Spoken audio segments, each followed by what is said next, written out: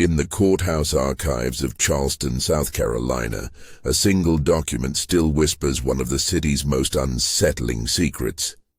Known among locals as the Beaufort deception, the marriage record dated March 15, 1855, holds an eerie peculiarity. The bride's name is signed twice. Once as Eleanor Ravenel, the adopted daughter, and again as Eleanor Beaufort, the lawful wife of the very man who had raised her as his child for nearly a decade. Yet the faded ink on that certificate conceals far darker truths. Behind the official record stretched a web of calculated manipulation, fraud, and bloodshed. An intergenerational scheme that wiped out rival families and diverted fortunes into the hands of the Beaufort dynasty. This was no mere scandal of morality. It was a ruthless campaign that reshaped the Carolina Lowcountry, erasing entire bloodlines so one family could secure control over the rice empires that fueled their immense wealth. Before we unravel Eleanor Ravenel's story and the sinister legacy of the Beauforts, take a moment to stay with us. These hidden chapters of American history are worth remembering, and what unfolded inside a Charleston mansion between 1847 and 1855 challenges every notion of family, loyalty, and the relentless hunger for power. Charleston in 1847 gleamed as the crown of Southern society. Spanish moss curled from the oaks, cobblestones carried the echo of carriage wheels, and the scent of jasmine drifted over a city built on the brutal reality of slavery. Mansions rose above Broad Street, their elegance masking an economy soaked in human suffering. Among the city's elite, the Beauforts stood unmatched in influence. Their name was etched on marble facades, their wealth secured by sprawling plantations, and their reach extended deep into Charleston's political and social machinery. At the head of this empire stood Silas Beaufort, a man of contradictions. At 52, with silver hair and sharp blue eyes, he carried the aura of a respected patriarch. Polite and soft-spoken in public, he hid the cold precision of a mind that weighed profit and power with the detachment of a bookkeeper tallying debts. From his estate, Magnolia Grove, more than 300 enslaved people labored under his rule. But Silas's true fortune came from land, vast, carefully accumulated stretches of prime rice fields from Charleston to Savannah, pieced together over generations. The Beaufort mansion on East Bay Street towered above the harbor, its balconies catching the ocean breeze, while its grand interiors shimmered under chandeliers and portraits of stern ancestors. There, Silas lived with his ailing wife, Margaret, and their 3 children. Charles, the eldest, at 25 and already entrenched in plantation management. Victoria, the 22-year-old beauty whispered about at every social gathering. And William, just 19, pursuing a law degree at the College of Charleston. To outsiders, the Beauforts embodied refinement, hosting glittering dinners where turtle soup and Madeira wine flowed as easily as political favors. But behind closed doors, the family treated their holdings not as a legacy but as a battlefield. Each decision was weighed like a military strategy. Every rival family represented a conquest waiting to be claimed, and though their world appeared untouchable, small cracks began to spread in 1847, cracks traced in whispered rumors of untimely deaths among neighboring planters. It was the Ravenel tragedy that transformed those whispers into suspicion. On the night of November 3, 1847, flames erupted at the Ravenel plantation. The autumn had been parched, but witnesses swore the fire moved with unnatural fury, leaping skyward as if stoked by unseen hands. A sharp chemical tang lingered in the smoke, unlike any ordinary blaze. By dawn, the estate lay in ruins, its proud house reduced to skeletal chimneys and charred iron, its family line all but obliterated. What appeared at first as a cruel stroke of misfortune would later be understood as something far more deliberate. The opening move in a deadly game of inheritance, deception and control. James Ravenel, his wife Sarah and their infant son perished in the inferno, leaving only 10-year-old Eleanor alive. Search parties discovered her 3 days later, wandering the blackened gardens of the estate like a ghost. Her dress was scorched, her doll half melted in her small hands, and her wide, vacant stare spoke of horrors no child should bear. She whispered only fragments of masked men who came in the night, of her father's instructions to hide when the bad men arrived. Dr. Hamilton Prescott, who examined her in the days following the tragedy, noted in his private journals that while she suffered severe shock, she bore no burns or injuries consistent with being trapped inside a burning house. Even more unsettling was her knowledge of events that had unfolded in other rooms of the mansion during the blaze. Details she could not possibly have witnessed if she had been asleep upstairs when the fire began. Despite repeated questions, she offered no further explanation, only repeating her father's command to hide. No such hiding place was ever discovered in the ruins. The official inquiry, led by Sheriff Thomas Rutledge, attributed the fire to an overturned oil lamp in James Ravenel's study. Charleston society accepted this explanation easily enough, especially since the family had recently suffered financial hardships after poor rice harvests. Yet the investigation left glaring questions unanswered: why the fire consumed only the main house while the slave quarters and outbuildings were spared, why valuable livestock had been quietly moved to distant fields just days earlier, and why the documents James Ravenel was known to keep, land deeds, inheritance papers, maps proving the family's far-reaching holdings, vanished in the flames without a trace. Those missing records represented an immense fortune, one that should have made Eleanor one of South Carolina's richest heiresses. Into this chaos stepped Silas Beaufort. Within hours of the blaze, he arrived at the ruins with almost uncanny swiftness. He claimed to have been alerted by a field hand who spotted the flames from Magnolia Grove, though later testimony cast doubt on his timeline. Beaufort quickly took command, arranging the burials, ensuring Eleanor received immediate care, and even opening his own home to the orphaned child. To Charleston society, this looked like noble Christian charity, and Silas was lauded for his compassion in the wake of tragedy. But behind this benevolence lay darker truths. Only 2 days before the fire, Silas had met privately with James Ravenel for what Ravenel described to his wife as urgent business matters that could change everything for their family. Whatever that business entailed, it died with James, and the papers that might have proven his claims were gone. In the years that followed, Eleanor was absorbed into the Beaufort household. To outsiders, it was the perfect act of charity, the wealthy family sheltering an orphaned girl and raising her as their own. She grew into a striking young woman, admired for her intelligence, beauty, and the green eyes and golden hair that made her stand out at church socials and Charleston gatherings. She was educated in literature, languages, and music by the city's most refined tutors, but always under careful watch. Her letters were monitored, her movements restricted, her past quietly erased. She was forbidden from visiting the ruins of her family's plantation, told such memories would only weaken her health. Meanwhile, within the Beaufort mansion, shadows lengthened. Margaret Beaufort's illnesses deepened, her strange symptoms whispered about by servants, fits of confusion, sudden stomach pains, and terrifying lapses of memory. Dr. Prescott visited often, yet his medicines brought no lasting relief. As Eleanor neared her 18th birthday in the spring of 1855, subtle tensions grew in the household. Charles Beaufort, once fond of her in a brotherly way, began to withdraw.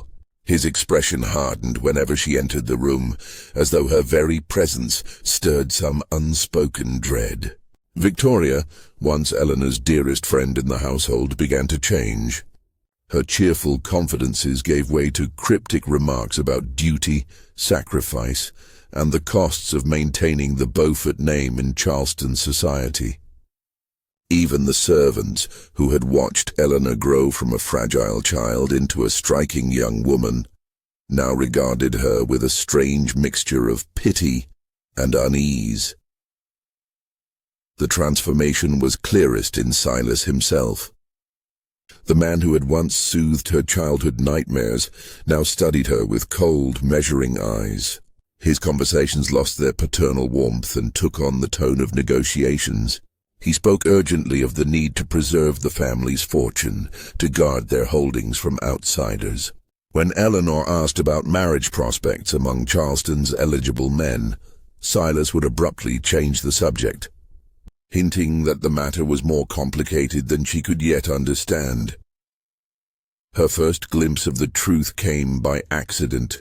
Passing the plantation office one evening, she paused at the half-open door and overheard Silas speaking with his eldest son, Charles.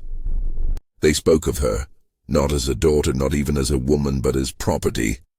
Charles worried about legal entanglements, while Silas, cold and pragmatic, insisted that arrangements must be made and that obstacles would be eliminated before they could interfere.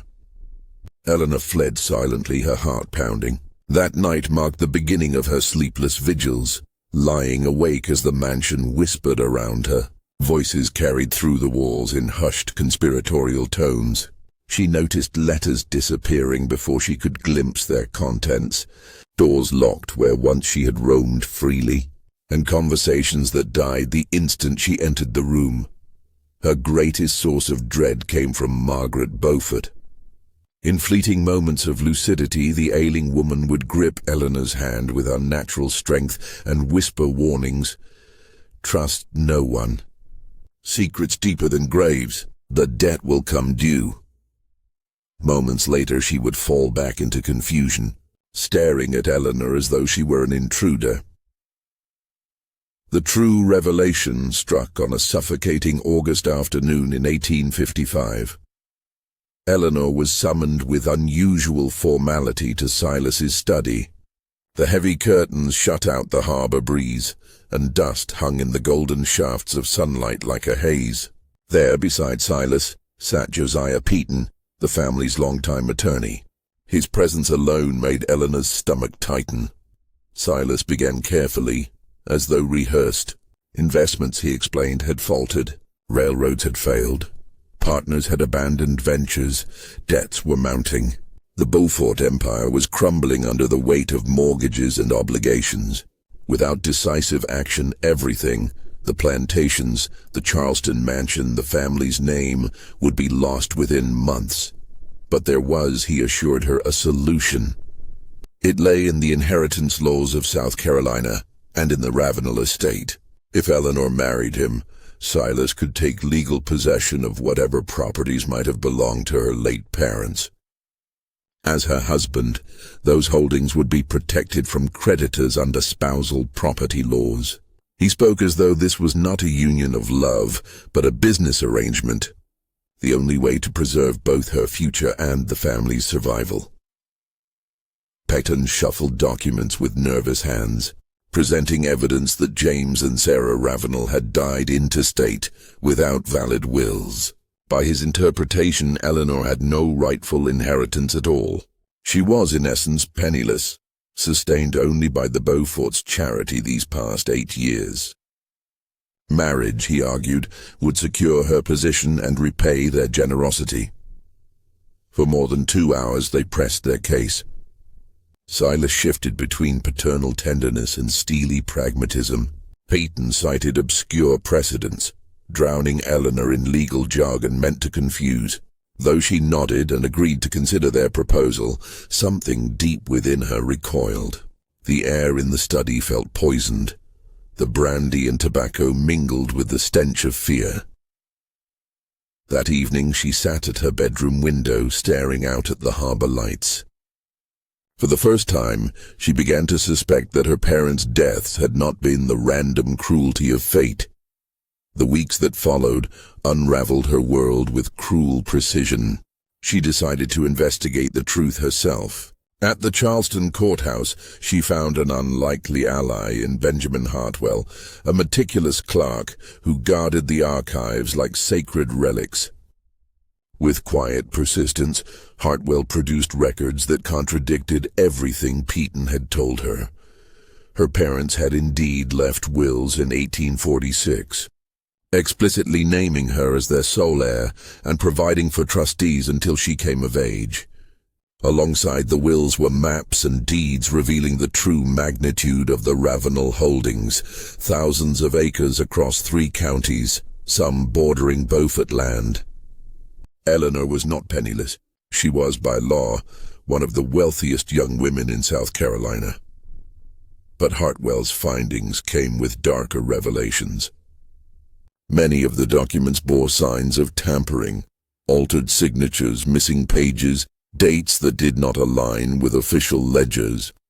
For years, the Beauforts had been quietly probing and manipulating these records, crafting a false narrative that would strip Eleanor of her inheritance.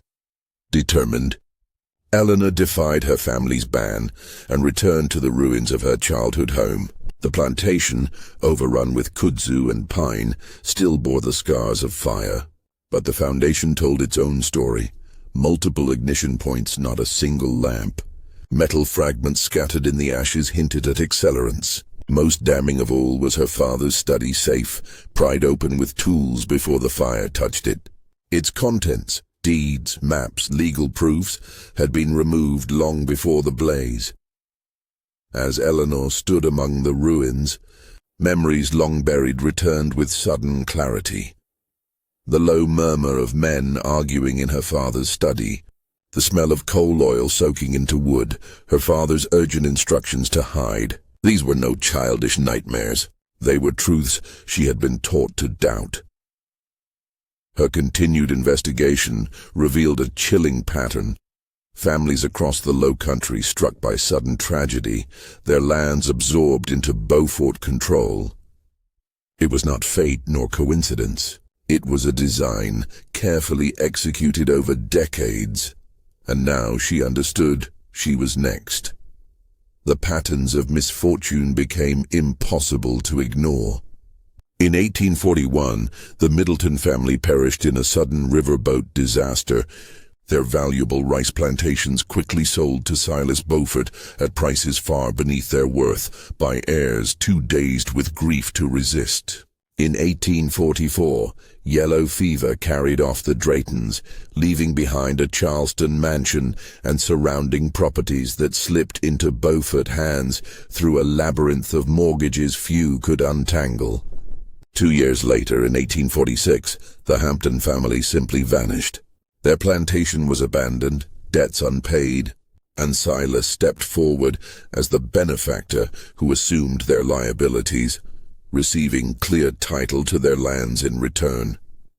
Each case followed the same design.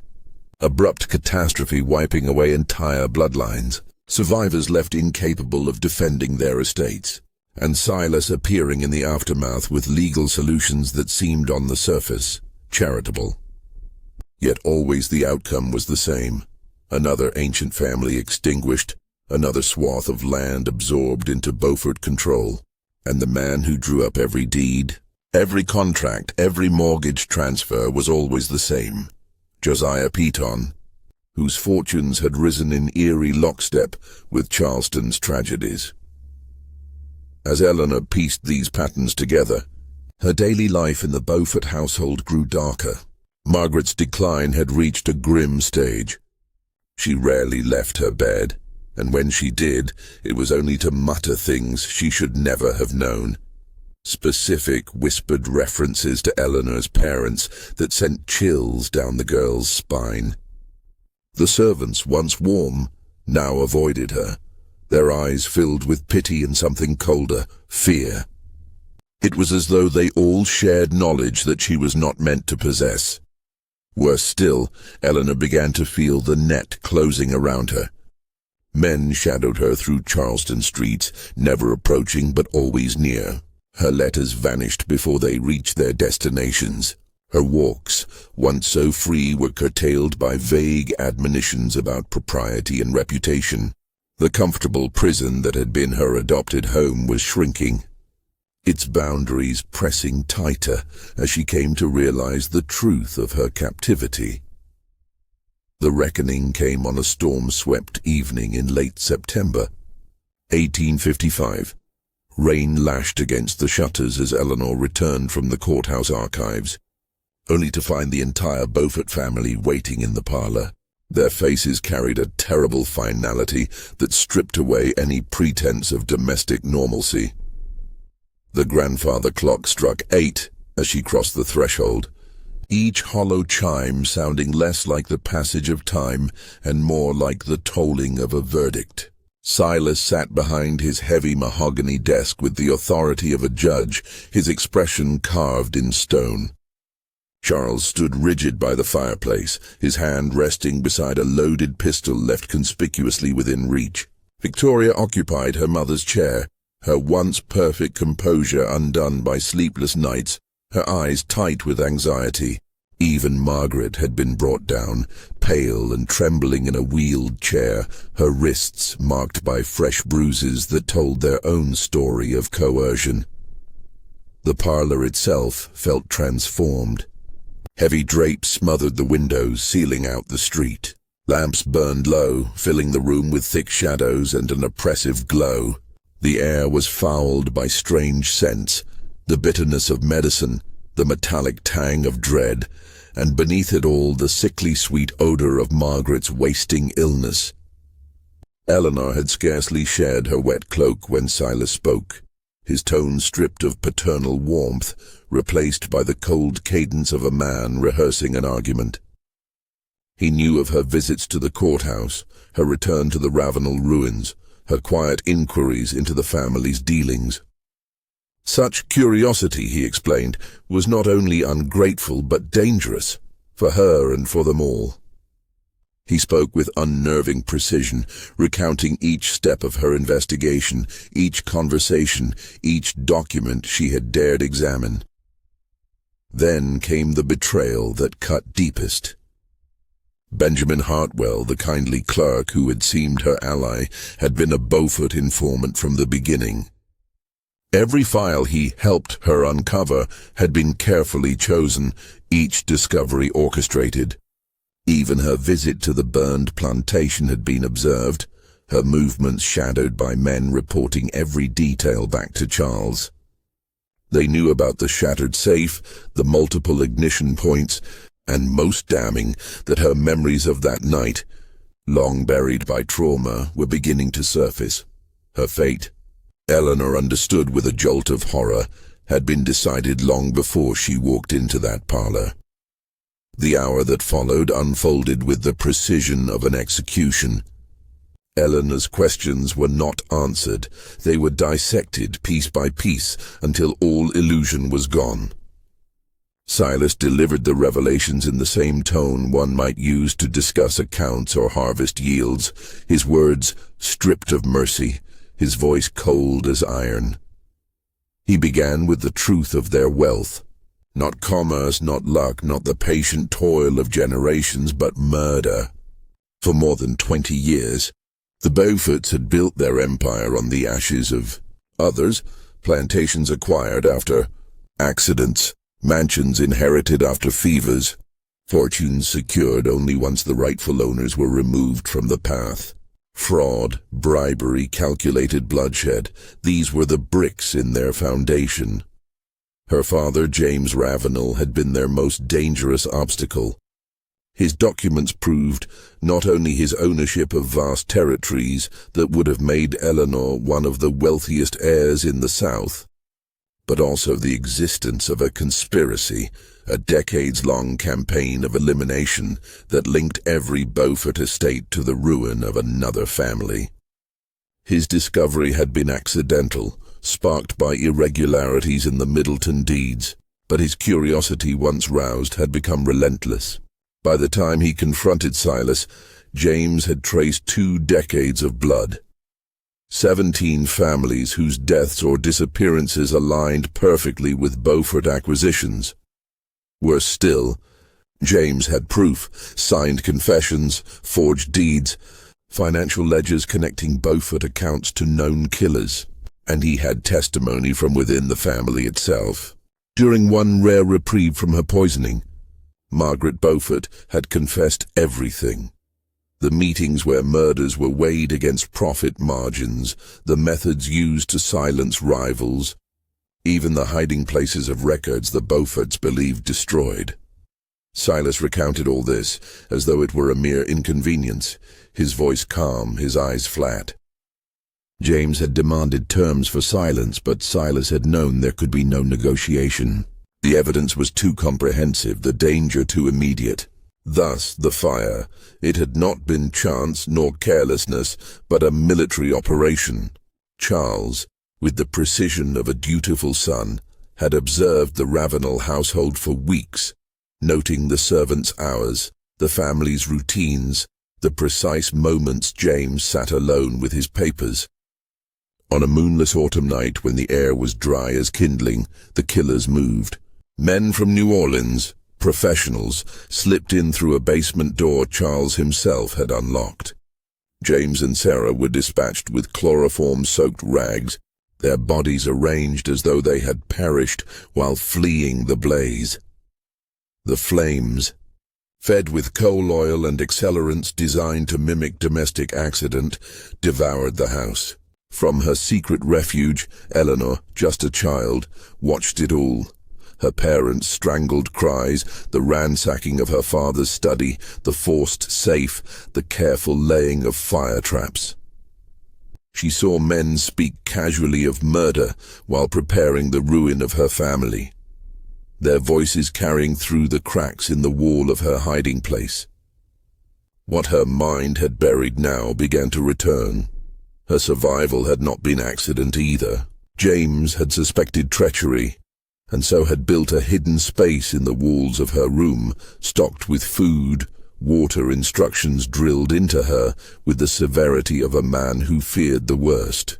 It saved her life, but condemned her to witness what no child should ever see. Silas's next words stripped away the last pretense of benevolence. He had rescued Eleanor not from compassion but necessity. She was valuable. Her memory, her bloodline, her potential claims to land too great to simply discard.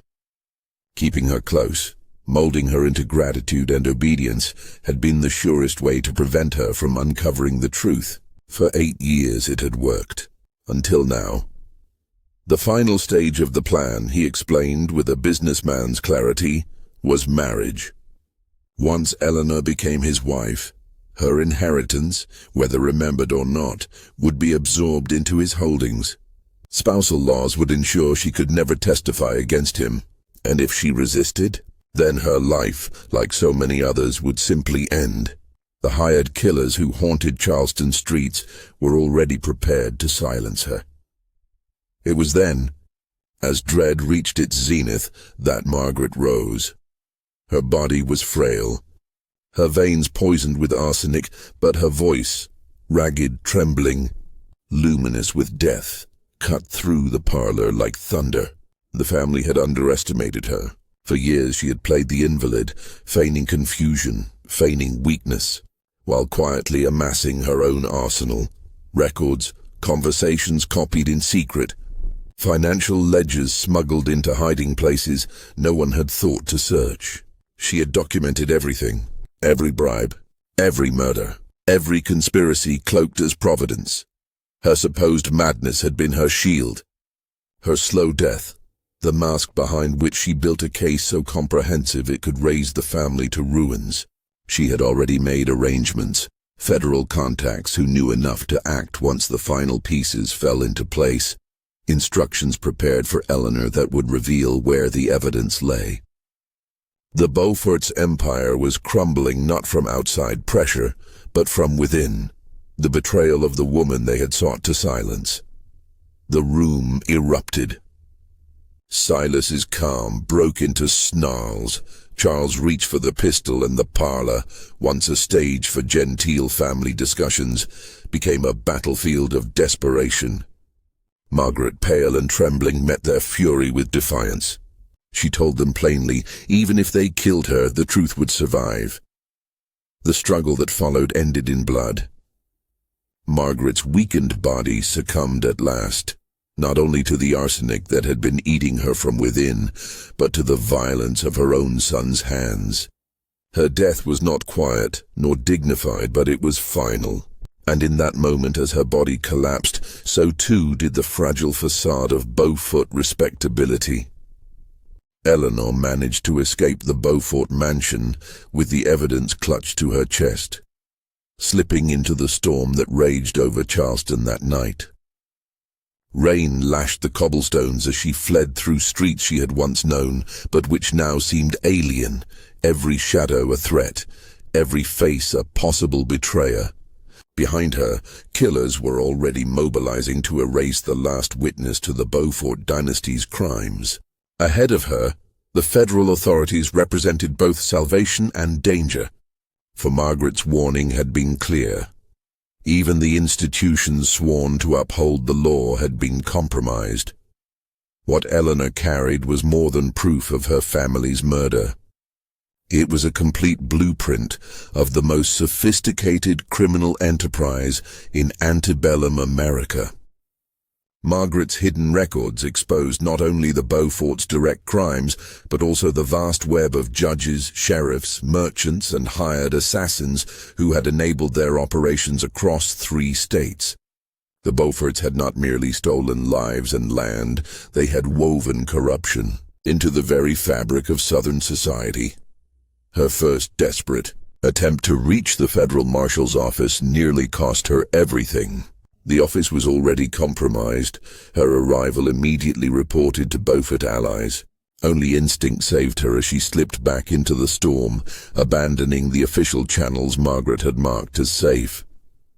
For days she hid, stalked through alleys, shifting between safe houses and abandoned warehouses. Her survival dependent on cunning she had scarcely known she possessed. Salvation came in the unlikely form of Benjamin Hartwell, a quiet courthouse clerk long believed to be one of the Beaufort's pawns. In truth, Hartwell had been working in secret with federal investigators, gathering fragments of evidence in hopes of building a case. To Eleanor he revealed the larger truth, that the Beauforts were not an isolated horror, but part of a regional network of blood and fraud stretching into Louisiana, Mississippi, and Georgia. Margaret's archive, combined with Eleanor's testimony, was the keystone that transformed rumor into proof. The prosecutions that followed shook Charleston to its core. More than 40 officials and associates were implicated, their arrests beginning in the spring of 1856. The spectacle dominated newspapers nationwide. Judges and sheriffs marched in chains, plantation heirs stripped of their inheritances, and pillars of society exposed as conspirators in systematic murder. The scope stunned even hardened prosecutors. At least 37 families had been eliminated for their wealth and lands, and the stolen estates, valued at over $2 million, represented one of the largest criminal fortunes in American history. Silas Beaufort was captured in Charleston harbor, attempting to flee for Cuba with forged papers and hidden accounts. His arrest brought forth not repentance but fury.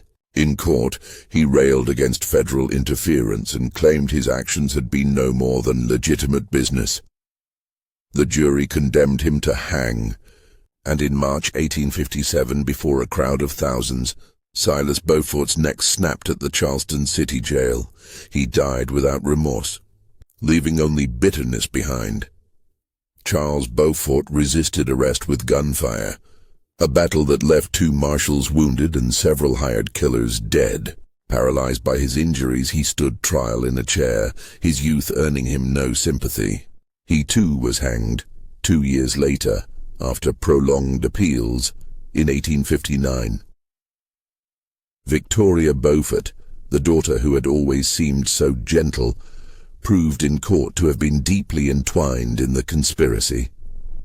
Her testimony, offered in exchange for leniency, revealed the operational structure of the network in chilling detail.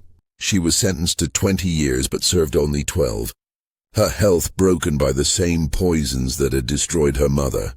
The Beaufort mansion was eventually demolished, its ruins deemed too haunted by tragedy for any new owner. The site became a park, and a small plaque still stands there, a silent memorial to the countless victims.